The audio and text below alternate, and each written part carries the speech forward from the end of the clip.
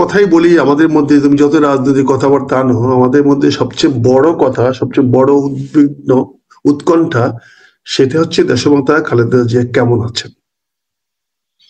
তিনি তো ভালো নাই, সেটা তো দেখতে পাচ্ছি, বলা হচ্ছে অপরিবর্তিত স্বাস্থ্যের অবস্থা। কিন্তু অপরিবর্তিত কতদিন থাকবে, কি অবস্থায় থাকবে অপরিবর্তিত? এই অপরিবর্তিত বলতেই বা কি বুঝাচ্ছেন? কোন জায়গায় এসে তারা এটাকে থামাইছেন আমরা তো জানতে পারি নাই। গত সতেও বলেছিলাম যে আপনার অন্তপক্ষে ওনার দু একটা ছবি ডেলি উঠায় পাঠান, মানুষের উৎকণ্ঠা দূর হোক।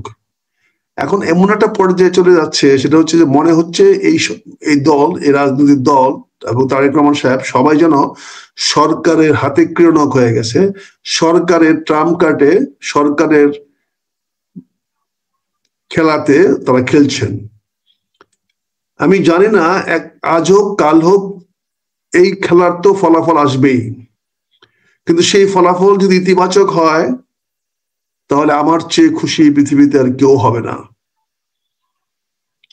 আর দুঃখ তো আমাদের শুরু হয়ে গেছে জীবনে, কাজে নতুন করে নেতিবাচক শব্দ শোনার পরে দুঃখ তো আর বাড়বে না। দুঃখ যা আছে তাই থাকবে, বরঞ্চ হয়তো একটু লাঘব হবে। কারণ মানুষ হারিয়ে গেলে, চলে গেলে প্রাথমিকভাবে মানুষের যে আবেগ থাকে, যে শোক থাকে, পরবর্তীতে সেটা থাকে না। এমনকি নিজের বাবা মার বেলাও থাকে না। আর দেশমাতা খালেদা জিয়া তো আমাদের রাজনৈতিক মাতা। কাজে উনার শেষ খবর পাওয়ার পরে হয়তো আমাদের এখন যে উদ্বেগটা আছে, সেই উদ্বেগটা হয়তো তত বেশি থাকবে। উদ্বেগ দূর হয়ে যাবে, কিন্তু শোক তো আর বাড়বে না। আমরা তো ইতিমধ্যে শোকাভিভূত, কাজে আমাদের শোক বাড়ার তো কোনো সম্ভাবনা নাই, কারোই হতে পারবে না। তবে আমি মনে করি, আমাদের আজকের শুরুতেও আমি বলতে চাই, আমরা দেশমাতা খালেদা জিয়ার স্বাস্থ্যের কি অবস্থা, অপরিবর্তিত না, আমরা জানতে চাই উনি নড়াচড়া করেন কিনা, উনি চোখ খুলতে পারেন কিনা, উনি দেখেন কিনা, আশেপাশে কাউকে চিনেন কিনা, বা ওনার হাতের আঙ্গুলই নাড়াতে পারেন কিনা।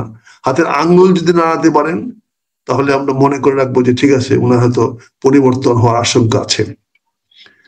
তারপরে তুমি যে কথাটা বলেছো, আওয়ামী লীগের পথ কি সুগম হবে তাতে? আসলে আওয়ামী লীগের তো এত তাড়াতাড়ি সুগম হওয়ার সুযোগ এখনো হয় নাই, তবে সুযোগ সুগম হয়ে যাচ্ছে। আর এতদিন তারেক রহমানের পথ দুর্গম ছিল না, অত্যন্ত মসৃণ পরিষ্কার ছিল। কেন জানি না, কোন শনি সংকটে, কার বরদোয়ায়, কি কারণে আজকে তিনি এটা দুর্গম পথে হাঁটতে শুরু করেছেন। একটা জিনিস তোমাকে আজকে আমি একটু বলতে চাই, এই নির্বাচন যখনই হোক, ফেব্রুয়ারি মাসে হওয়ার সম্ভাবনা সবচেয়ে বেশি এবং সময় মতো হবে। এবং নির্বাচনে বিএনপি কিন্তু বিএনপি হিসাবে লড়তে পারবে না, তারা সবাই স্বতন্ত্র প্রার্থী হয়ে যাবে। সবারই যে বিএনপি দেশমাতার নাম, তারেক রহমানের নাম নিয়ে যে মাঠে থাকবে, এরকম একটা পরিবেশ নাও থাকতে পারে। কারণ দেশমাতা খালেদা জিয়ার অন্তর্ধানের পরে প্রথম শুরু হবে লিডারশিপ ক্রাইসিস। কে নেতৃত্ব নেবেন? যেহেতু তারেক রহমান আসতে পারেন না মাকে দেখার জন্য, তাহলে ওনার তো আগামীতে আসার আর কোনো সম্ভাবনা নাই, যদি তিনি রাজনৈতিকভাবে জয়লাভ করে তার দল ওনাকে প্রধানমন্ত্রী না বানায়। সেটা কিন্তু আজকে সুদূর পরাহত হয়ে গেছে। আচ্ছা, সারা বাংলাদেশে কান পাতলে শোনা যায় বিএনপির প্রতি মানুষের কোনো আগ্রহ কমে যাচ্ছে, দ্রুত কমে যাচ্ছে, এত কমে যাচ্ছে যেটা ভাবাও যায় না। এবং সবার কানাঘুষা ৮ দলীয় ঐক্য জোট তথা জামাত ইসলাম সামনে এগিয়ে আসবে। এবং জামাত ইসলাম খুব অ্যাকোমোডেটিভ। ডক্টর শফিকুর রহমান যেটা যুগান্তকারী বক্তব্য দিয়েছেন, বাংলাদেশের বর্তমান রাজনৈতিক প্রেক্ষাপটে এর চেয়ে ভালো কোনো বক্তব্য হতে পারে না। তিনি পবিত্র কোরআন শরীফের রেফারেন্স দিয়ে বলেছেন, অন্য ধর্মের মানুষ মুসলমানদের কাছে আমানত, কাজে সে আমানতের ক্ষতি উনি করবেন না, ক্ষতি হতে উনি দিবেন না। এই যে নতুন দিগদর্শন আজকে জামাত ইসলাম আমাদের সামনে দিল, এটা কিন্তু আশার কথা। জামাতকে অনেকে উগ্র ইসলামিক বা ধর্মীয় ধর্মান্ধ দল হিসাবে এতকাল পরিচিতি পেয়ে আসছিল, কিন্তু ডক্টর শফিউর রহমান সাহেব পুরো 180 ডিগ্রি টার্ন করে দিলেন। আজকে সারা বিশ্বের সামনে উনি বলে দিলেন, স্পষ্ট করে বলে দিলেন যে আমরা লাকুম দিনুকুম ওয়ালিয়া দিনে বিশ্বাস করি, আমরা সূরা কাফিরুনে বিশ্বাস করি। আল্লাহ যেখানে বলেছেন যে সকল বিধর্মী সহ অন্য ধর্মের লোকেরা তো মুসলমানদের কাছে আল্লাহর আমানত, কাজে সে আল্লাহর আমানত যেন ক্ষুণ্ণ না হয়, আল্লাহর আমানত যেন ক্ষতিগ্রস্ত না হয়, সেটা তিনি দেখবেন। উনি ওয়াদা করেছেন, উনি বলেছেন আল্লাহ যদি জামাতকে যদি ক্ষমতায় নিয়ে যায় তাহলে তিনি তার সেই আল্লাহর সে আমানত ক্ষুণ্ণ করবেন না, সে আমানত রক্ষা করবেন। এটা অত্যন্ত ইতিবাচক একটা পদক্ষেপ, অত্যন্ত ইতিবাচক দিকে উনি আগাচ্ছেন। ওনার রাজনৈতিক প্রভাকাণ্ডা, রাজনৈতিক চালাচল, রাজনৈতিক সবকিছু অত্যন্ত ইতিবাচক। এবং জামাতের চলাফেরা আসা, টিভি টক শোতে 2-1 ফাজিল ছাড়া বাকি সবাই আমার মনে হয় 95% রিফর্ম হয়ে গেছে। টিভিতে কিছু নব্য ব্যারিস্টার আসছেন, তারা মুখে মুখে যত বড় মুখ না তার চেয়ে বড় কথা বলে ফেলেন। তারা স্বাধীনতার বিরুদ্ধে কথা বলে ফেলেন, মুক্তিযুদ্ধের বিরুদ্ধে কথা বলে ফেলেন, তারা পাকিস্তানের পক্ষে সরাসরি কথা বলে ফেলেন। এদের কাছ থেকে এদের বক্তব্যকে যদি মানুষ গ্রহণ না করে, কথা মানুষ গ্রহণ করে না, গ্রহণ করলে তো আমি প্রতিক্রিয়া জানাতাম না। মানুষ যদি ভালো বলতো তো আমিও তো ভয় থাকতাম যে একটা ভালো বলছে মানুষটা, তাকে আমি খারাপ কি করে বলি। তবে জামাতের কাছে বিনীত অনুরোধ থাকবে, এই উগ্রবাদীদেরকে সম্বন্ধে আপনি সাবধান থাকবেন। আমি কারো অধিকারে হস্তক্ষেপ করতে চাই না, যে যেটা ভালো মনে করে সেটা বলার অধিকার আছে, সেটা মনে করি। কিন্তু ওই ভদ্রলোকদের বক্তব্য আমাদেরকে আহত করে, সারা বাংলাদেশের জনগণকে আহত করে, ধর্মপ্রিয় মুসলমান ভাইদেরকে আহত করে। বাংলাদেশের মুসলমানরা ধর্মপ্রিয়, ধর্মপ্রিয় মানে তারা আল্লাহকে ভয় করে, আল্লাহকে মানে। তারা হয়তো কিতাবি জ্ঞান তাদের নাই, আপনাদের মতো হয়তো তারা এত উচ্চ শিক্ষিত নয়, কিন্তু তারা অনেক বেশি জ্ঞানী এবং গুণী। তারা জানে কখন কি করতে হবে। এদেশের জনগণকে যারা হেয় করতে চায়, জনগণকে যারা ছোট করতে চায়, তাদের পরিণতি কি হয় দেখতেই পাচ্ছেন। আজকে দেশমাতা খালেদা জিয়ার ব্যাপারে কিরকম একটা এটা হাস্যরসের ব্যাপার হয়ে গেছে। এই শুক্রবারে চলে আসবে কাতারের অ্যাম্বুলেন্স, এই সব জার্মান থেকে চলে আসবে, এখন রোববার যাচ্ছে, চলে যাওয়া হবে না, সোমবার না মঙ্গলবারে জানাবে। আজকে রাত্রে 9টার সময় নাকি বোর্ড বসবে, রাতে 9টার সময় বোর্ড বসে কি বলে, 9টার পরে, তো 9টা বলে নাই, 9টার পরে ওনার বোর্ড বসবে, বোর্ড বলে কি বলে সেটা জাতি উদ্গ্রীব হয়ে আছে। আমরা চাই ওনারা যাই বলুক সত্য বলুক, যা বলুক সঠিক বলুক, যা বলুক জনগণের কাছে যেন বিভ্রান্তিমূলক কথা না হয়। আর ওনারা যে কথাটা বলবেন তার সঙ্গে যেন অকাট্য প্রমাণ থাকে। ওনারা যাই বলুক সে ব্যাপারে আমাদের কোনো আপত্তি নাই, কিন্তু তার সঙ্গে যেন তাদের বক্তব্যের অকাট্য প্রমাণ থাকে। তারা যেন আজকের এই দিনে আমাদেরকে সামনে দেখাইতে পারে যে সমতা খালেদা জিয়া সত্যিকার স্বাস্থ্যের অবস্থা কি, উনি কি আমাদের মাঝে এখনো আছেন। বাকিটা আমি বলতে চাই না, আমি আশা করি তিনি আমাদের মাঝে এখনো আছেন, ওনার আত্মা নিয়ে আছেন, রু নিয়ে আছেন। হয়তো তো ওনার শরীরটা তো এখন বাংলাদেশে আছেই, ওনার বডিটা তো আমাদের সঙ্গে আছে, এখনো আমাদের হাসপাতালে আছেই, কিন্তু ওনার রু আছে কিনা, এনার ভিতর আত্মাটা রয়েছে কিনা এখনো, সেই বিষয়ে সুস্পষ্ট বক্তব্য রাখবেন 9টার পরে। আমি সে ডাক্তার সাহেবদের আশা করি। আমি তাদের বিবেকের প্রতি সম্মান জানাতে চাই, তাদের সত্যবাদিতার প্রতি সম্মান জানাতে চাই, তাদের পেশার উপর আমি সম্মান জানাতে চাই। আপনারা দয়া করে জনগণের সঙ্গে এরকম একটা মিথ্যাচার করবেন না, এটা আমাদের প্রত্যাশা আপনাদের কাছে। আপনারা দয়া করে আজকে মেডিকেল বোর্ড থেকে যা স্পষ্ট, যা সত্য সেটাই প্রকাশ করবেন, সেটা জয় হোক, যা কিছু হোক। আর তার পক্ষে অবশ্যই অকাট্য প্রমাণ আপনাকে দিতে হবে, এটা জনগণের দাবি, জনগণ চায়। কাজেই আমি মনে করি তুমি যে কথাটা বললাম, আমি আবার সে সাবজেক্টে ফিরে যাই। আওয়ামী লীগের সুগম আসার কোনো পথ নাই। আওয়ামী লীগকে নির্বাচন পথ অপেক্ষা করতে হবে। এই নির্বাচনে আওয়ামী লীগ দলগতভাবে অংশগ্রহণ করতে পারবে না, করবেও না। এবং সারা পৃথিবীর কেউই চাচ্ছে না যে আওয়ামী লীগও দলগতভাবে নির্বাচন করুক। পৃথিবীর সবাই চাচ্ছে এখানে একটা ইনক্লুসিভ নির্বাচন, অর্থাৎ সবাই যেন ভোট দিতে পারে সেই নির্বাচন হোক। তুরস্কে ইনক্লুসিভ ভোট হয়েছে, সেখানে বিরোধী দলের প্রার্থী 3টি দলের বেশি কোনো প্রার্থী দিতে পারে নাই। সেখানে অনেক রাজনৈতিক দলকে জেলে রেখে গুম করেও তাদেরকে নির্বাচন আসতে বাধা দিয়েছে। তারপরেও কিন্তু নির্বাচন ইনক্লুসিভ হয়েছে বলে সারা বিশ্বে স্বীকৃতি পেয়েছে। বিশ্বকে অস্বীকার করে নাই তার এই দাবিটাকে।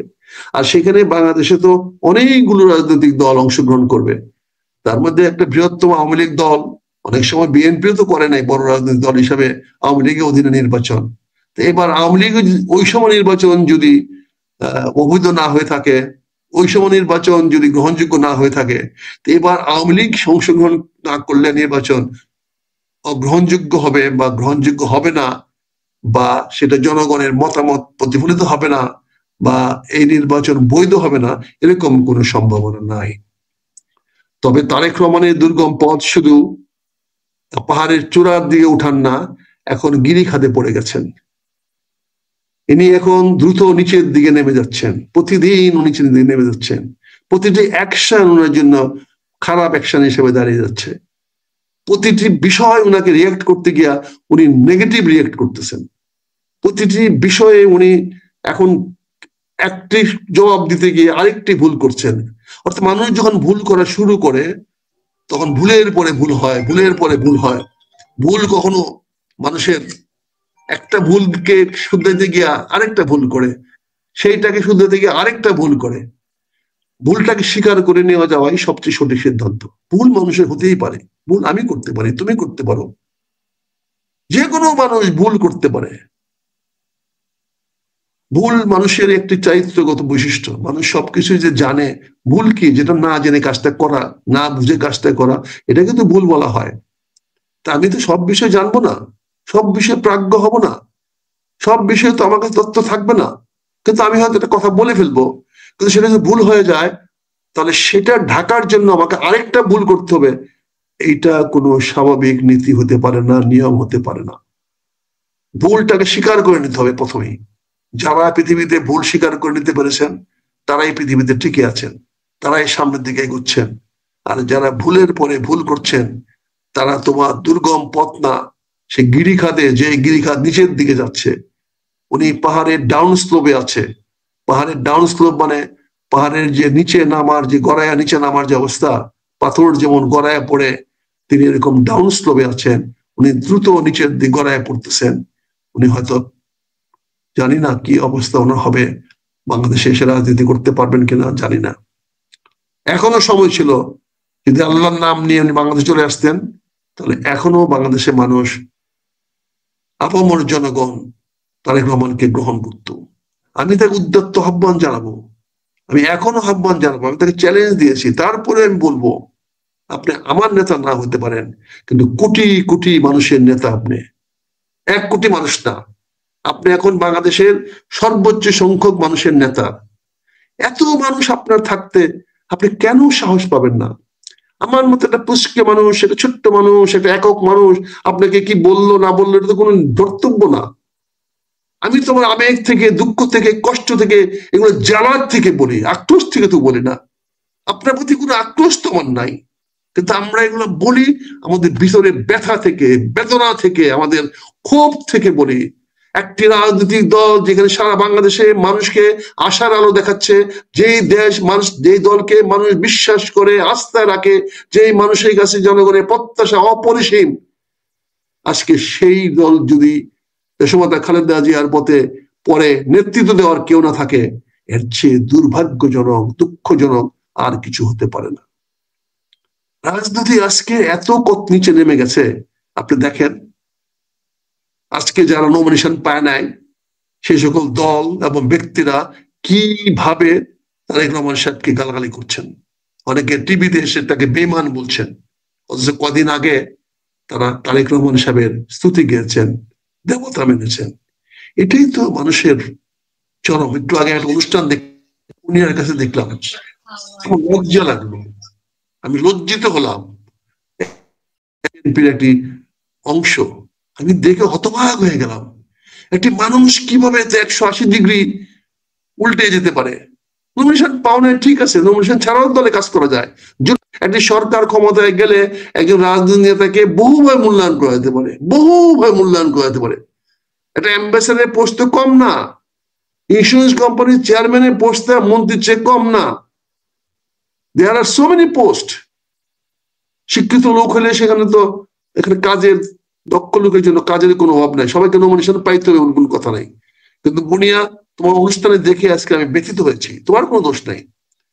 কিন্তু যারা বলছেন তারা তো আমাদের জাতীয় নেতা, তারা তো আমাদের এই 12 দল 18 দল জোটের সঙ্গে এত 15 বছর একসঙ্গে রাজনীতি করেছেন। হয়তো তাদেরকে নমিনেশন দেওয়া হয় নাই বা দেওয়ার সুযোগ নাই, বা তারা হয়তো এলাকাতে এত জনপ্রিয় নন। জাতীয় পর্যায়ে তারা হয়তো অনেক পরিচিত, পরিচিত এক জিনিস, জনপ্রিয়তা আরেক জিনিস। এগুলাকে তো আমাদের অ্যাডজাস্ট করতে হবে, নেতাদের সেই ইয়া থাকতে হবে। আমরা যে চ্যানেলে আমরা কথা বলি সেই চ্যানেলে এসে আপনি কথা বলছেন, আমি কথা বলার জন্য কোনো দোষ দিচ্ছি না, কথা বলবেন, কথা বলার অধিকার আপনার আছে। কিন্তু এই বিপক্ষে চলে যাওয়া, এটা তো ঠিক না। আপনার পান নাই বলে বিপক্ষে চলে যাচ্ছেন, এটা তো ঠিক না। তার মানে আপনার স্বার্থের মধ্যে কাজ করছেন। যাই হোক, এই সমস্ত বিষয় নিয়ে আলোচনা করব না আজকে। আমি একটা নতুন কিছু বিষয় নিয়ে আলোচনা করতে চাই, আমাদের কিছু প্রশাসনিক জটিলতা নিয়ে কথা বলতে চাই। আজকে জিনিসপত্রের দাম যেভাবে বাড়ছে, তোমরা দেখতে পাচ্ছ পেঁয়াজের কেজি 15 টাকা 150 টাকা হয়ে গেছে। আমার তো ইচ্ছা করে জিজ্ঞাসা করতে, কানটা ধরে, যে বাণিজ্য মন্ত্রী তুমি এত করে বাণিজ্য টাইকুন, তুমি এইটুকু ফোরকাস্ট করতে পারলা না যে তোমার বাজারে পেঁয়াজের অবস্থা কি হবে? তোমার পেঁয়াজের স্টক কেন নাই? কেন তুমি 1 মাসের পেঁয়াজের স্টক, প্রতি বছর দেখো পেঁয়াজের দাম 150-200 উঠে যায় এই সময়, আগুন পৌষ মাসে। তুমি কি পারো নাই সেই স্টকটা তুলে ধরতে? তুমি কি আনায় রাখতে পারো নাই? তোমার তো টিসিবি আছে, টিসিবি দিয়ে না হয় তুমি 10,000 বা 20,000 টন 50,000 টন পেঁয়াজ কিনে নিয়ে আসতে পারতে। বাংলাদেশে কি আমরা একটা বাফার স্টক তৈরি করতে পারি না? আমরা কি বাংলাদেশে এই পেঁয়াজ রক্ষা করার জন্য প্রতি বছর কৃষক একদিকে লোকসান হচ্ছে, তারা ন্যায্য মূল্য পায় না, আবার ভোক্তারা পকেটের টাকা 2 গুণ 3 গুণ চলে যাচ্ছে। পেঁয়াজ ছাড়া তো আমাদের দেশে খাদ্য আমরা গ্রহণ করতে পারবো না, এটা আমাদের খাদ্যের মতো অত্যাবশ্যক। পেঁয়াজ লাগবে, এটা সবচেয়ে গরিব মানুষও একটা পেঁয়াজ আর একটা কাঁচামরিচ দিয়ে পান্তা ভাত খায়, তার সেই পেঁয়াজ তো কিনার এফোর্ট আজকে নাই। অথচ এই সরকার নির্বিকার। তারপর সয়াবিন তেলের দাম বাড়িয়ে দিল, আপনি বললেন আপনার হুকুম ছাড়া বাড়বে না, দেখা গেল আপনি একটা কমিশন খাইয়া আপনি চুপ করে গেছেন। ভাই, কমিশন সবসময় টাকায় খাইতে হয় না, দুর্নীতি শুধু টাকা দিয়ে হয় না। আপনার সামনে যদি কেউ রেপ হয় আর সে যদি তাকায় থাকে আপনি দেখেন, তাহলে যে রেপ করেছে সে যতটুকু দোষী, আপনিও ঠিক তত টাকা দোষী। আপনি বাণিজ্য মন্ত্রী হয়ে, একজন বিত্তশালী মানুষ হয়ে আপনি পারলেন না আপনার বন্ধুদেরকে আটকে রাখতে, এত সব আপনার বন্ধু, তা আপনি তো চুপ করে থাকা মানে বন্ধুদেরকে ফেভার করলেন। তার মানে দুর্নীতির আর কত, আর দুর্নীতি বাকি থাকে কিন্তু হয়। এই বিষয়গুলো আমাদেরকে দেখতে হবে ভাই, এই বিষয়গুলো আমাদের আলোচনা আনতে হবে, নাহলে মানুষ কিন্তু আবার বিদ্রোহ করবে। এবার কিন্তু ছেলেরা বিদ্রোহ করবে না, এবার ছেলেদের বাপেরা বিদ্রোহ করবে। কারণ ছেলেদের বাপেরা, বাপেদের পিঠ দেয়ালে লেগে যাচ্ছে। আপনি দেখেন প্রাইমারি স্কুলের টিচাররা পর্যন্ত আন্দোলন করে বাচ্চাদের পরীক্ষা নিচ্ছে না, কত বড় ধৃষ্টতা দেখেন। কিন্তু উপায় তো নাই, তারা চলতে পারে না। প্রাইমারি স্কুলের শিক্ষকরা যেখানে এত বেতন পাওয়ার পরেও তারা চলতে পারে না, তাহলে চিন্তা করেন তো আমার পুলিশের কি অবস্থা, চিন্তা করেন তো আমার বিভিন্ন প্রশাসনিক কর্মকর্তাদের কি অবস্থা, চিন্তা করেন তো আমার সেনাবাহিনী সদস্যরা যারা রাস্তাঘাটে ঘুরে বেড়াচ্ছে, এই দিন নাই রাত নাই শীত নাই বর্ষা নাই ঘুরে বেড়াচ্ছে, তাদের কি আর্থিক অবস্থা? তারা এখন ঠিক মতো 3 বেলা খাইতেও পারতেছে না, খাবার ঠান্ডা খাবার খেতে হচ্ছে। আর্মিতে নিয়ম আছে, যুদ্ধ ক্ষেত্রে হট ফুড খাওয়াইতে হবে, গরম খাবার খাওয়াইতে হবে, কারণ গরম খাবার না খেলে শরীরে শক্তি আসে না, ঠান্ডা খাবার খেয়ে শরীরে শক্তি আসে না, শরীরে সে হিট ব্যাক করে না। এই জন্য সেনাবাহিনীর নিয়ম হলো সে যুদ্ধের ক্ষেত্রেও তাকে গরম খাবার দিতে হবে। কিন্তু আজকে আমাদের সেই সৈনিকরা রাস্তাঘাটে ঘুরে বেড়াচ্ছে, কেউ কিছু বলেন না।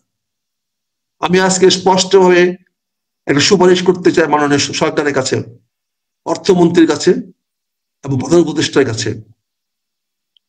আপনারা যে সৈনিকরা রাস্তাঘাটে এখন বর্তমানে সেনাবাহিনী ডিউটি করতেছে, সশস্ত্র বাহিনী ডিউটি করতেছে, তাদের সবার জন্য ওয়ারেন্ট অফিসার নিচে পর্যন্ত যারা আছেন তাদেরকে 50% মহার্ঘ ভাতা ঘোষণা করা হোক।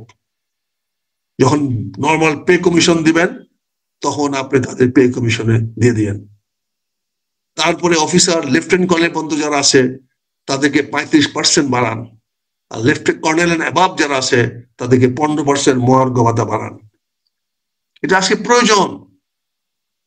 আজকে সকল মানুষের যেমন ক্রয় ক্ষমতা বাইরে চলে যাচ্ছে, তেমন সশস্ত্র বাহিনীর লোকদেরও তো ক্রয় ক্ষমতা বাইরে চলে যাচ্ছে।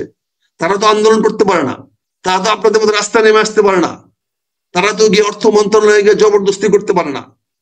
তাদের জন্য তো আপনি এটাকে খেয়াল করতে হবে, দেখতে হবে। কাজে সৈনিকদের পক্ষে কথা বলতে হবে, সৈনিকদের পক্ষে কথা বলেন। আমরা অবিলম্বে তাদের একটা মহার্ঘ ভাতা চাই।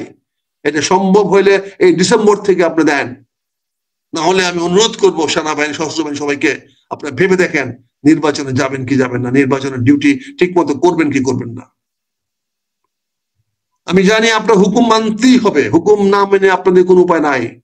তারপরে হুকুমটা যেন মনের থেকে মানেন, অন্তর থেকে মানেন, সেই জন্য আমার আবেদন থাকবে অনতি বিলম্বে তাদেরকে 50% মহার্ঘ ভাতা এখনই দেওয়া হোক। এবং আগামীতে যখন স্পেস স্কেল করা হবে, আমাদের সৈনিকদের, নিচের স্তরের সৈনিকদের গ্রেড আপগ্রেড করা হোক। তারা বাংলাদেশের সর্বনিম্ন বেতনের মধ্যে আছে, তাদেরকে আপগ্রেড করা হোক, তাদেরকে উচ্চ গ্রেডে নিয়ে আসা হোক, যাতে তারা একটা সম্মানজনক গ্রেডে পৌঁছতে পারে। যাতে তারা, এখন তো আর এই আনপড় 6-7 পাস ছেলেরা আর্মিতে আসে না, এখন ন্যূনতম যোগ্যতা আর্মিতে এসএসসি পাস হইতে হয়, তাও আবার ভালো নাম্বার পেয়ে তারপরে আর্মিতে আসতে হয়। আগে তো আমরা আর্মিতে দাঁড়াইতাম, বুক ফুলায় দাঁড়াইতাম, বুকটা যদি 2 ইঞ্চি চওড়া হইতো, স্ফীত হইতো, তাহলে আর্মিতে ফিট, লেখাপড়া দরকার ছিল না। তার যদি বাজুতে শক্তি থাকতো, হাতে শক্তি থাকতো, তাহলে সে সেনাবাহিনীর জন্য ফিট। সেও যদি দৌড়াতে পারতো তাহলে সেনাবাহিনীর জন্য ফিট। কিন্তু আজকে তা দেখছেন না। আজকে তার লেখাপড়া কি করেছে, তার শিক্ষাগত যোগ্যতা কতটুকু, এমনকি সে ইংরেজি বলতে পারে কিনা, সেটা আজকে তার জন্য প্রয়োজন হয়ে গেছে। অথচ তাদের গ্রেড আপনি রাখছেন আগে সেই পুরনো 8 পাস 6 পাস সৈনিকদের মতো। আমি অনতি বিলম্বে অন্তত 2 গ্রেড আপ করার জন্য আমি অনুরোধ করব, আপনাদের কাছে আমি আবেদন করব, সবিনয়ে আবেদন করব। না হলে আমরা যারা আছি, আমরা এই ব্যাপারে তাদেরকে সহযোগিতা করার চেষ্টা করব।